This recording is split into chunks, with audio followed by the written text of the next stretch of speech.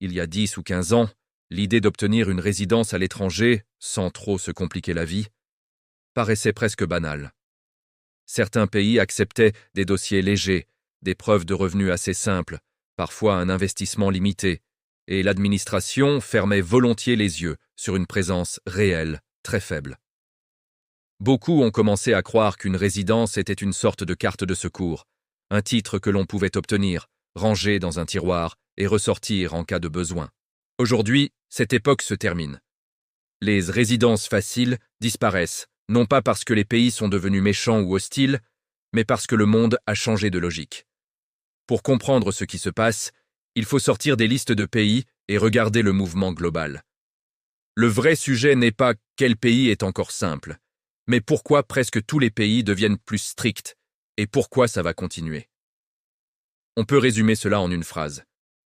Les États veulent des résidents cohérents, traçables et utiles. Ils ne veulent plus des statuts administratifs déconnectés de la réalité. Le premier facteur est la pression internationale et la coopération fiscale. Pendant longtemps, chaque État travaillait dans son coin, avec ses règles et ses contrôles. Il existait des zones grises, des trous dans la raquette, des endroits où l'on pouvait s'installer administrativement, tout en continuant sa vie ailleurs sans trop attirer l'attention. Mais depuis le tournant des années 2010, et surtout 2020, l'échange automatique d'informations financières et la coopération entre administrations ont changé la donne. Les banques, les registres, les transferts, les adresses déclarées, les flux de revenus, tout laisse des traces. Et plus la trace est numérique, plus elle est exploitable. Résultat, une résidence sur le papier, qui n'a pas de cohérence économique ou personnelle, devient plus visible. Le deuxième facteur, c'est la politique intérieure. Dans de nombreux pays, l'immigration est devenue un sujet explosif. Même quand on parle de résidence légale et par investissement, l'opinion publique s'est durcie. Le citoyen moyen accepte de moins en moins l'idée qu'un étranger puisse obtenir un statut durable sans s'intégrer, sans contribuer clairement ou simplement en payant. Dans certains pays, cette pression s'exprime par des réformes directes, conditions plus strictes, contrôles renforcés, exigences de présence ou durcissement des renouvellements. Dans d'autres, elle s'exprime plus discrètement.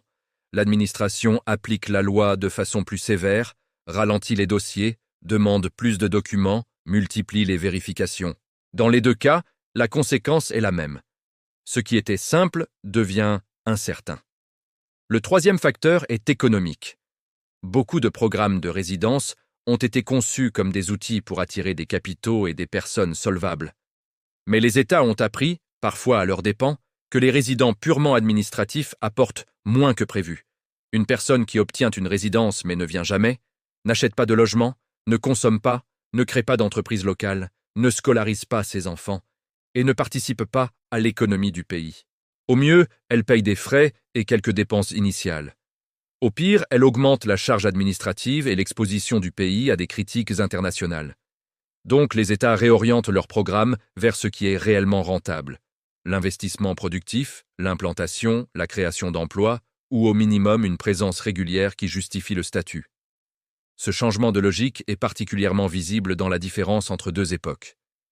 Avant, l'objectif implicite de certains pays était « attirons des dossiers ». Aujourd'hui, l'objectif devient « attirons des profils ». Un dossier, c'est une pile de papier. Un profil, c'est une personne qui a une cohérence, une trajectoire, une utilité économique, une capacité à s'intégrer et surtout une traçabilité. Ce glissement explique pourquoi des programmes qui paraissaient ouverts se referment progressivement, ou deviennent plus chers, ou demandent des preuves plus solides. Il y a aussi un quatrième facteur, souvent sous-estimé, la professionnalisation des contrôles. Beaucoup d'administrations ont modernisé leurs outils. Les recoupements sont plus faciles. Les incohérences sautent plus vite aux yeux. Une adresse déclarée, mais jamais utilisée, un compte bancaire ouvert puis laissé à l'abandon, une entreprise créée sans activité réelle, des entrées et sorties du territoire inexistantes, tout cela devient un signal faible, qui peut, à terme, déclencher une demande de justification. Et ce n'est pas forcément méchant. C'est simplement une gestion des risques. Les États veulent limiter les abus, éviter les scandales et se conformer aux standards internationaux.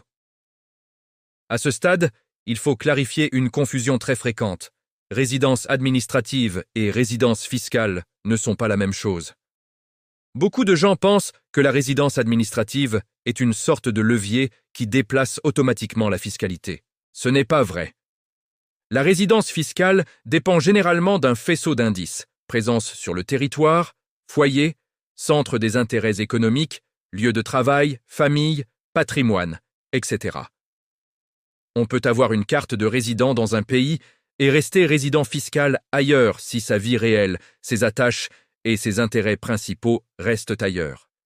C'est précisément ce type de confusion qui a alimenté le marché des résidences faciles.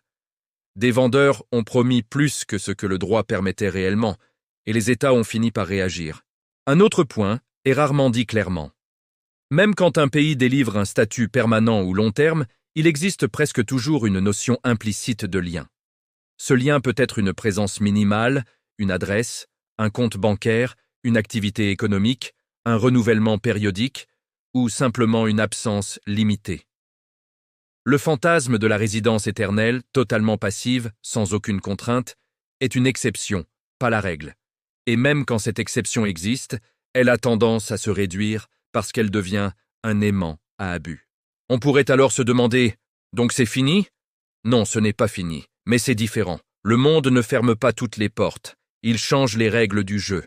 Ce qui disparaît, ce n'est pas la possibilité de s'installer ailleurs légalement. Ce qui disparaît, c'est la facilité automatique, la naïveté administrative et la tolérance envers les statuts incohérents.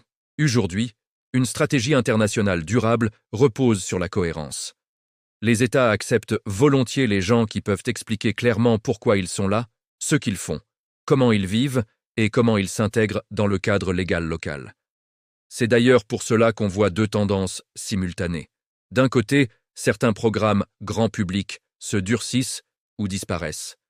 De l'autre, des programmes plus sélectifs se renforcent.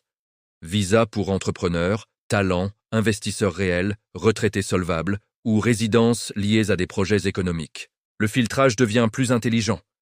Il ne s'agit plus seulement de payer, il s'agit de correspondre à une catégorie utile et crédible. La conséquence pratique, pour quelqu'un qui réfléchit à un plan B, est simple. Il faut arrêter de penser en termes de hack. Une résidence n'est pas un tour de passe-passe. Une résidence, c'est une architecture. Elle doit s'aligner avec ta situation réelle, ton activité, ton revenu, ta famille, ton patrimoine, ton niveau de mobilité et tes objectifs. Si tu veux un plan B, il faut qu'il soit crédible. Cela veut dire, dans la plupart des cas, accepter une présence minimale organisée, construire un minimum d'attaches et surtout éviter les contradictions grossières du type « je suis résident ici, mais tout dans ma vie indique que je vis ailleurs ». Dans ce contexte, l'avenir est assez lisible. Les contrôles vont continuer à se renforcer parce que la technologie le permet et parce que la pression politique l'exige. Les résidences faciles vont continuer à se raréfier, et celles qui restent seront soit plus chères, soit plus exigeantes, soit plus conditionnelles. Les pays qui veulent attirer des résidents vont demander des preuves plus solides et un engagement plus clair. Et les pays qui ne le font pas risquent d'être mis sous pression par des partenaires économiques et diplomatiques, ce qui les poussera, tôt ou tard, à s'aligner. Il y a pourtant une bonne nouvelle dans tout ça. Une stratégie bien construite devient plus précieuse, précisément parce que le monde se referme. Quand tout est facile, la différence entre les gens se voit peu.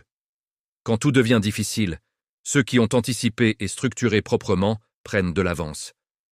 Le futur appartient aux personnes qui construisent une situation lisible, stable et compatible avec les règles, plutôt qu'à celles qui cherchent une porte dérobée. Si tu retiens une seule idée, retiens celle-ci. La résidence facile disparaît parce que les États ne veulent plus de statut fictif. Ils veulent des liens réels, même minimaux, et une cohérence globale. Ce n'est pas une guerre contre la liberté. C'est une évolution logique d'un monde plus connecté, plus contrôlé, plus exigeant. Et dans ce monde-là, la meilleure protection n'est pas de multiplier les cartes, c'est de construire une trajectoire solide. La question finale, donc, n'est pas quel pays est encore facile aujourd'hui, parce que cette réponse change tout le temps. La vraie question, celle qui compte, c'est quelle stratégie est assez cohérente pour tenir 5 ans, 10 ans et survivre au durcissement à venir ? Si tu as la réponse à cette question, tu n'as plus besoin de courir après la dernière liste à la mode. Tu as un plan.